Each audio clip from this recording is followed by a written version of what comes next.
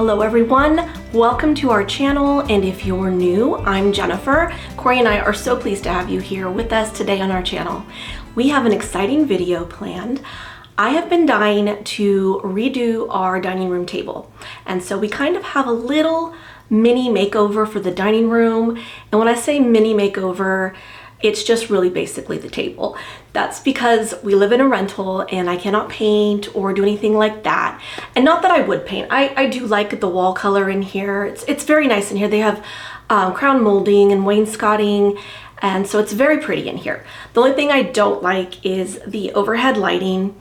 It is off center, and so it doesn't really sit in the center of my table. But, you know, that's okay. Anyway, I'm so excited to share the total makeover of our dining room table. I had a vision for the table, but somewhere along the process, the vision kind of got a little bit lost because things didn't work out exactly how I thought they were going to work out. You'll see through the process. I will do some explaining as to what happened, but ultimately, I am absolutely in love with how it turned out. So things happen for a reason, right? I want to let you also know that I'm going to be continuing my pre-fall decorating. So I am going to get the dining room all jazzed up for my pre-fall. The first part of the video is going to be the table makeover. So I will put a timestamp down in the description in case you really don't want to watch that part and you want to just skip ahead to the decorating portion. And so I'll leave that in the description box below. Cory and I hope that you will enjoy today's video.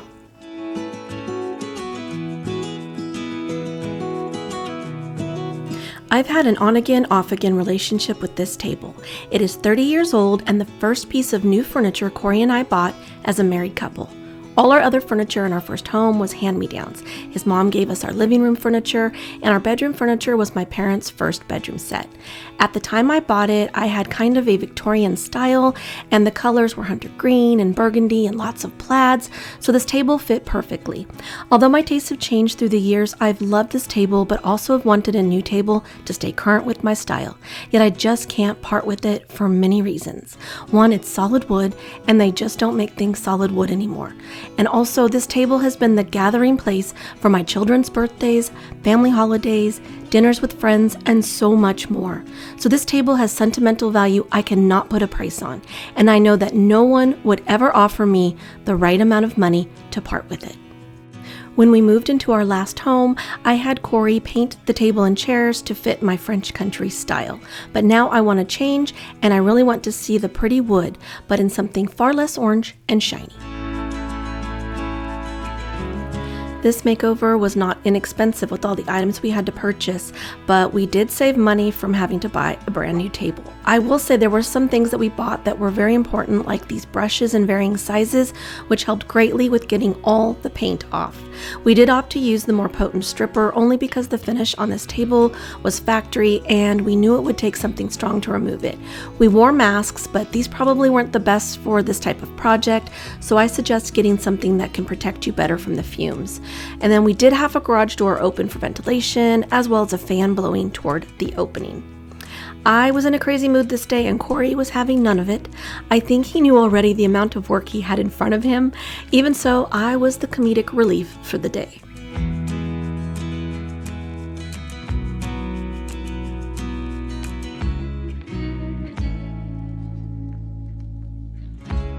As you can see, my husband is using a new innovation in buckets. We didn't want to spend more money, so his ingenuity led him to creating this out of a juice bottle. Yep, we find purposes for everything around the Dauer household.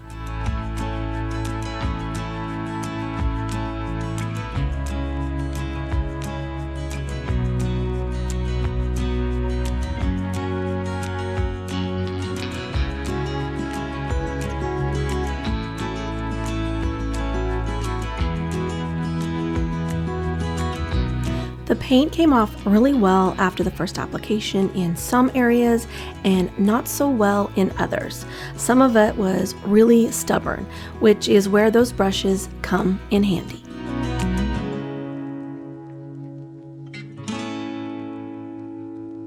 And this is how the chairs looked after one application of the paint stripper. A second application was all we needed, and we were ready to move on.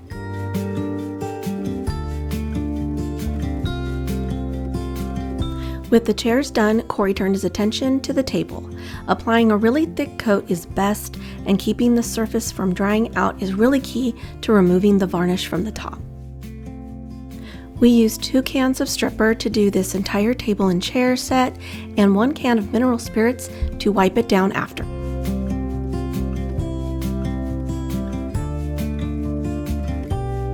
Having all the right tools to sand with is very important, and these sanding sponges are great for getting into those smaller details. We used a combination of grits ranging from 220 to 600.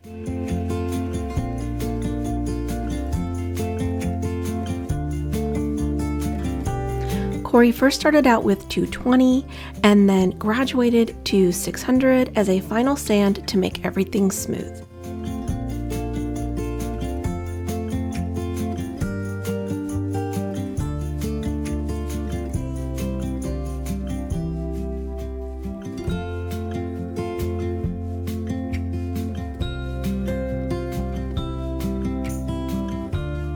Make sure to be extra careful when sanding on the edges and details. You don't want to knock them down. If you aren't proficient in sanding, it's always best to hand sand around those areas. And the sanding sponges really did come in handy for the details.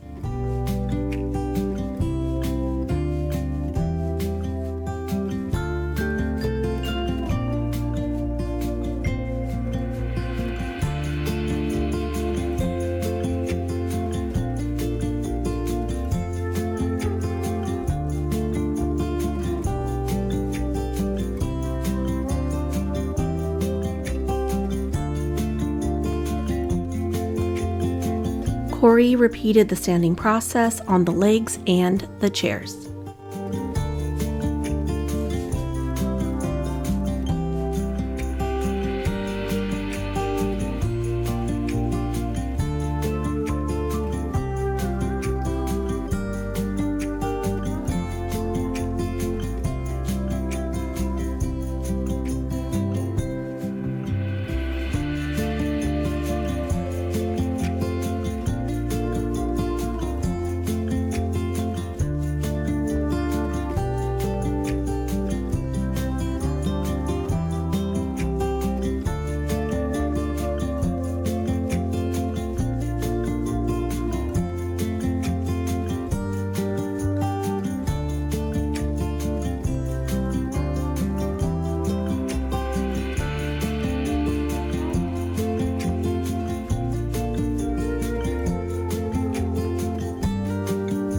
Since I knew that the table was red oak, I did a bunch of research on how to balance the tone so that when we put a top coat on, it wouldn't pull red. Since green is the opposite color on the color wheel, my research told me to find a stain with a green undertone. There was quite a few to select from, but I just wasn't sure, so I dug deeper and found a YouTuber who had used the stain from Varathane in the color Aged Wheat, and that she had loved it for toning down her red oak flooring. So I purchased it. I also knew I wanted to keep the table lighter. I also purchased some Pickling Stain. But our first step was to bleach the table to get it as light as possible before the staining process. More supplies were purchased, like some tack cloths to clean up the surfaces after sanding, some additional gloves because we were going through them like crazy, and of course the wood bleach.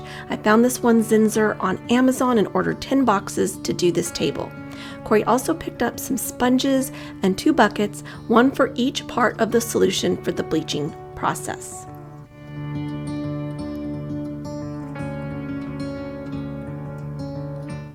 Cory made sure to mark one of the buckets with an N for neutralizer so that he wouldn't get them mixed up later as he applied each part.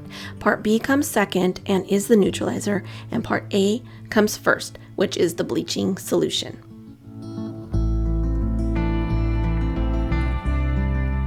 He began with 4 bottles of bleach to do the tabletop and the legs.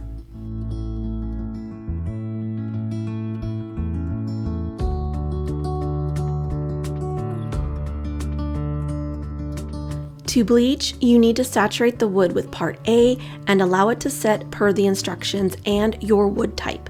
The instructions say 5 to 10 minutes, but we allowed the bleach to sit for 15 minutes before applying part B, the neutralizer.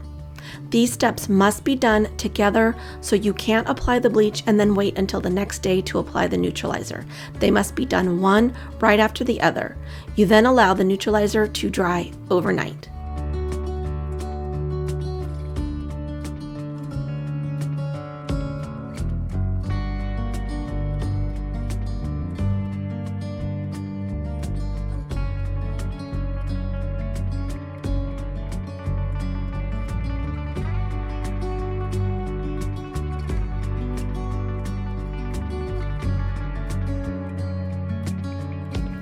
Here, Cory is now adding part B, which is the neutralizer.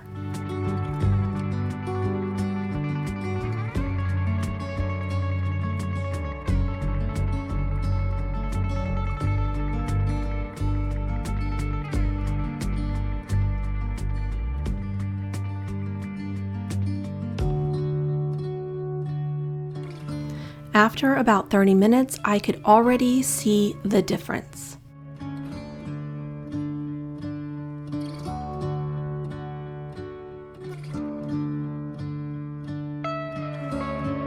Cory then repeated the entire process once again for the legs and the chairs.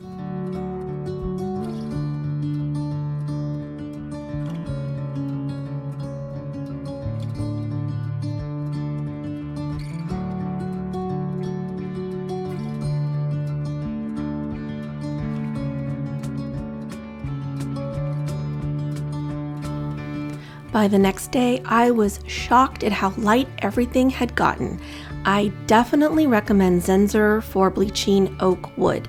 It worked just as needed, and everything so far was going according to my vision. Since bleaching opens the wood grain, Cory once again sanded everything with a light sand using 400 grit. Next, it was time to add the stain, which we are using more as a toner and color corrector to keep the red oak from turning red when we apply the top coat. I chose Varathane's Aged Wheat, and boy, was it green when we opened the can. A little shocking and maybe my first clue that we should proceed with caution, but I was trusting everything I had read. We chose to dilute the stain by 40%, and we are using oil-based stains, so in order to dilute it, you will need to use mineral spirits.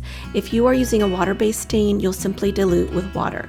We did a sample on a piece of scrap oak Cory had on hand, and it seemed to do the trick, but what we failed to take into account is how the bleaching had changed the tone of the wood. So with our diluted stain, we proceeded to get to work on the table.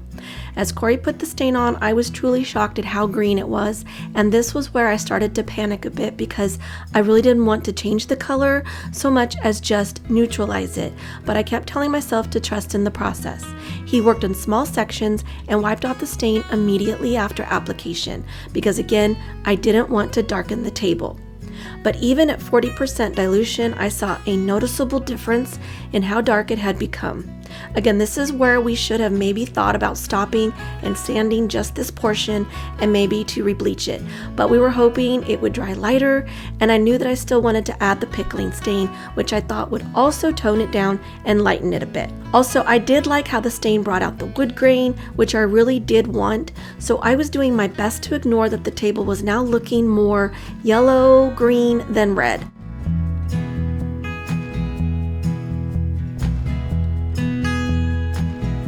Once it had dried overnight, it did lighten a bit, but I was still not liking the green-yellow it had become, and I was beginning to panic because it wasn't at all the look I wanted for my dining table. I have nothing against green or yellow, but no, not on my table. In hindsight, I think if we had applied a pre-stain, it may have helped to keep the wood from drinking up so much of the stain so quickly. So if I had to do it again, I would definitely rethink the green undertone stain as well as add in a pre-stain to condition the wood first. I quickly knew that I couldn't live with the color the way it was, but I knew I wasn't about to ask Cory to strip it all back again in sand and bleach. So Cory said to trust him and that he would fix it. So I trusted him.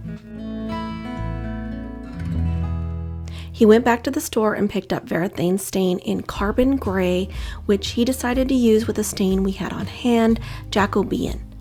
When he started his process, I thought he was nuts, but boy oh boy would he prove me wrong. He first began with the color Jacobean and made random stripes on the tabletop, working in small sections before immediately wiping it off.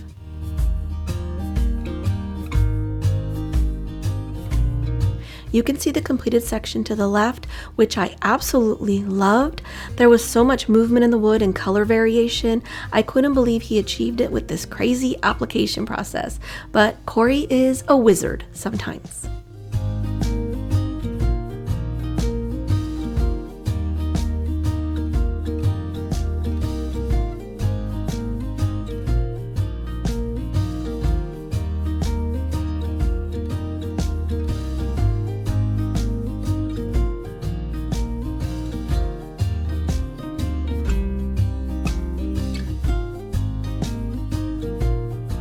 Next, he applied the carbon gray stain to the sections that he left in between the Jacobean stain, and once again immediately wiped it back off and blended the two together.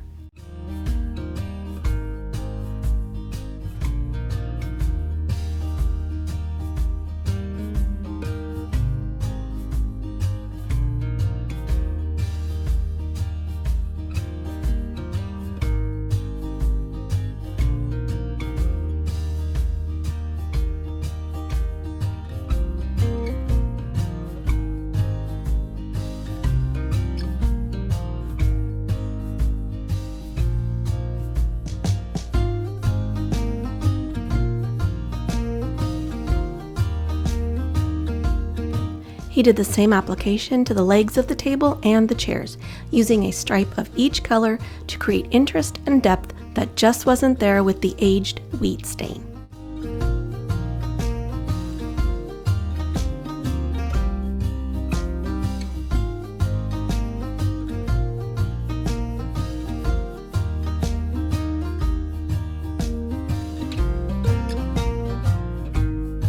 Once the stain had dried for 24 hours, we went in with the pickling stain to lighten everything up.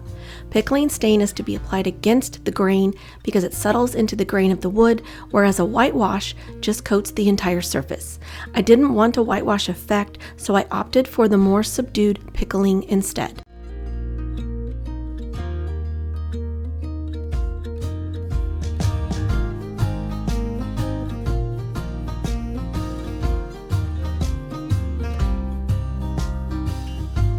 We left the pickling on for the maximum time, which was about 15 minutes before wiping it off.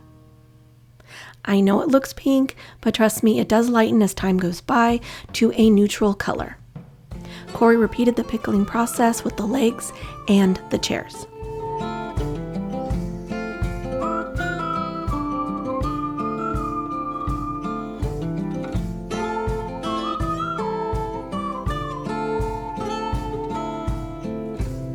I was in love with it, even though it was just freshly applied, but also knew that by the next day it would be lighter yet.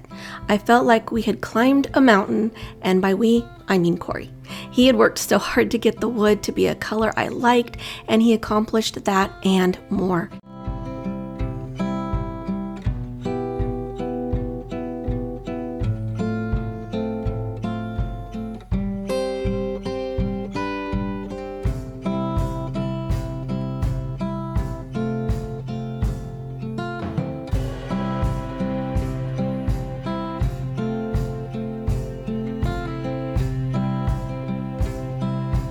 The final step in this 2-week process was to apply a top coat to everything.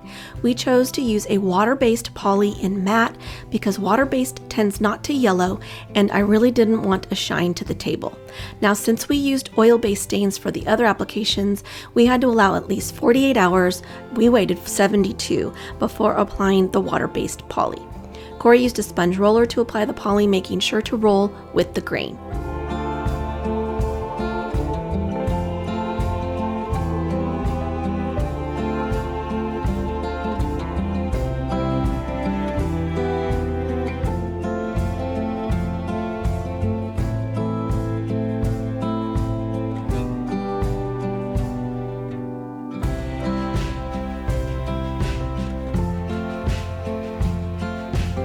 he allowed to dry overnight between coats, also sanding with 600 grit in between to create a smoother finish. He applied 3 coats in total.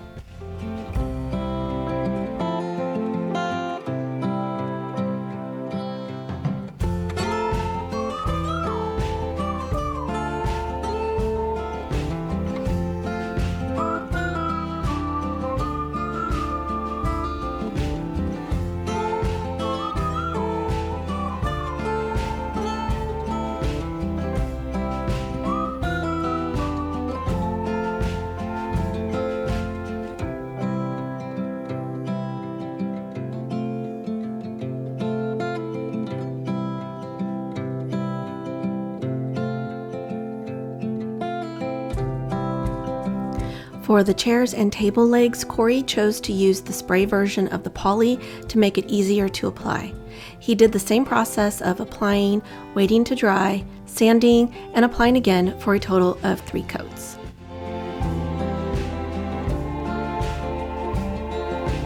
And yes, he should have a mask on, but we were hitting high temps here in Tennessee with maximum humidity. Plus, Cory is a bit claustrophobic, so we made sure we had good ventilation going on in the garage with a fan nearby.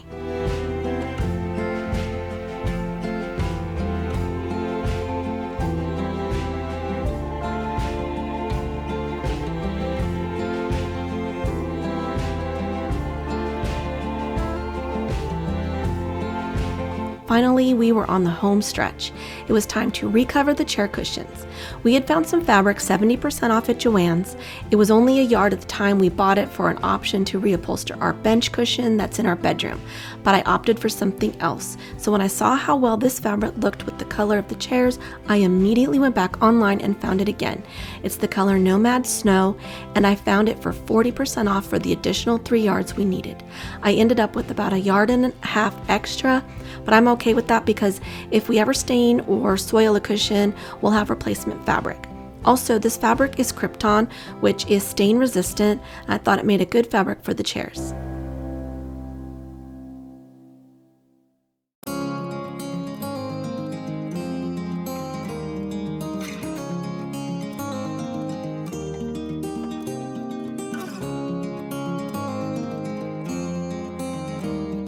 And I love how it all came together with the chair color.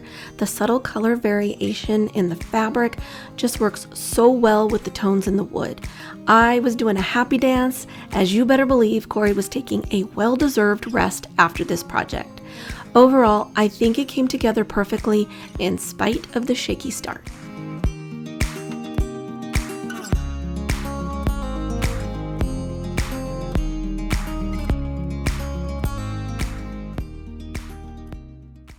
Here's a look at our beautifully transformed table. The color is just so rich and neutral and exactly what I wanted. The subtle color variations give it life, and I couldn't be happier. Now, I don't know if I've ever shown this dining room before, so here's a look at it before I start adding in all my pre-fall decor.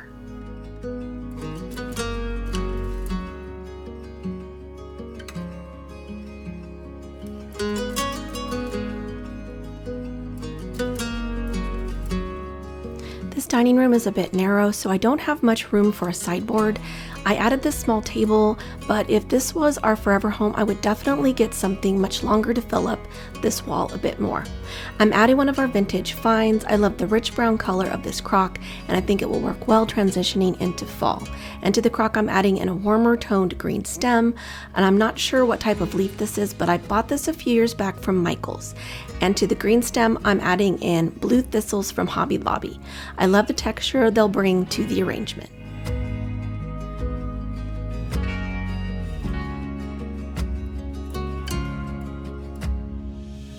To bring in a bit of those warmer fall tones, I'm adding these sugared pears that I've had for years, and I have them placed in one of my vintage days finds, and I think that the warm wood of this dough bowl plays well with the pears. Next, I'm adding this metal candle holder. This is another item I've owned for years. I think I originally bought a pair of them from Michael's, and believe it or not, when we were at Lucky Day Resale, one of my favorite thrift stores, I saw one just like it. To this vignette, I'm adding in some Margaret Hudson clay statues. Cory bought these lovebirds for me a few years ago for our anniversary, and I love them so much, and I think they are perfect for the upcoming fall season.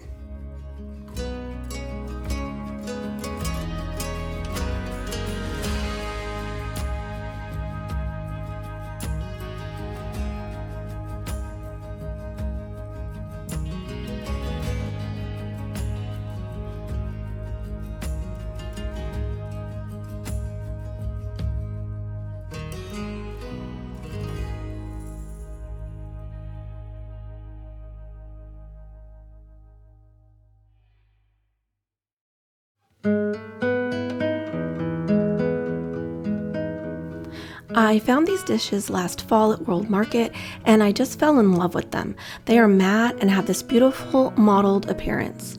No two are the same, which makes them so unique. They are a mix of gray and brown, two colors I love to use together.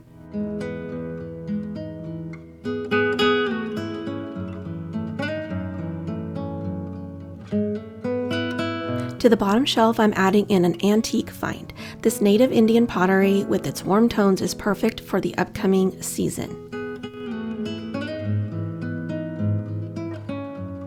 And honestly, I don't know how I ever lived without these easels I bought from Amazon. I use them constantly. And then the print in this picture frame is from Etsy, and the frame itself is from Joann's Fabrics.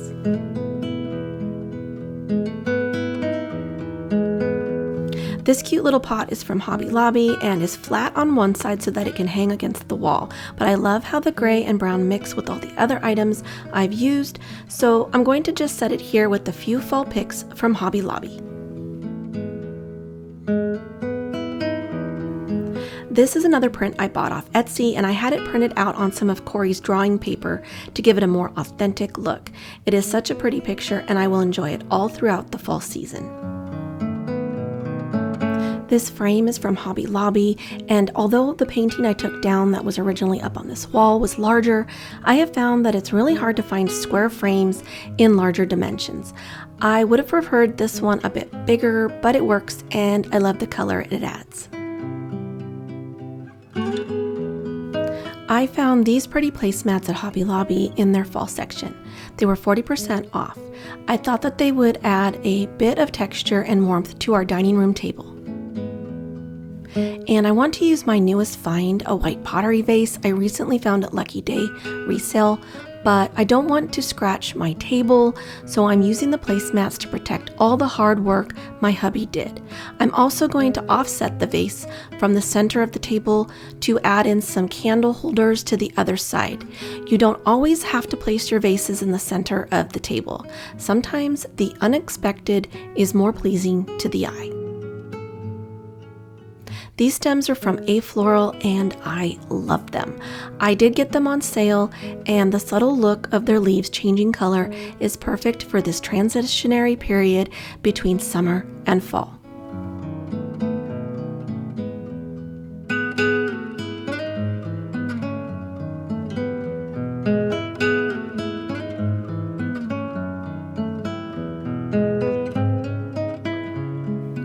I found these pretty ribbed candle holders at Hobby Lobby on sale, and they are sold separately and only a few dollars a piece. And I loved how they resembled each other but are different at the same time. I think it makes for a more interesting look to not have things match. I'm using the same color candle I used on the side table to keep the look cohesive. They are from Hobby Lobby.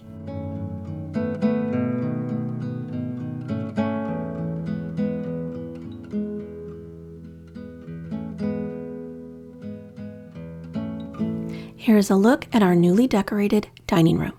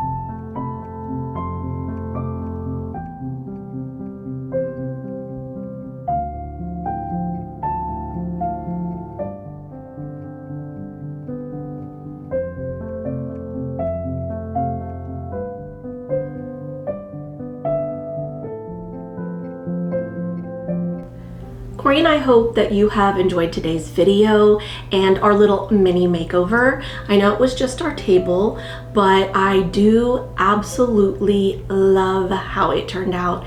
And this is the first chance I've had to decorate the table because we were letting it cure, and I love everything about it.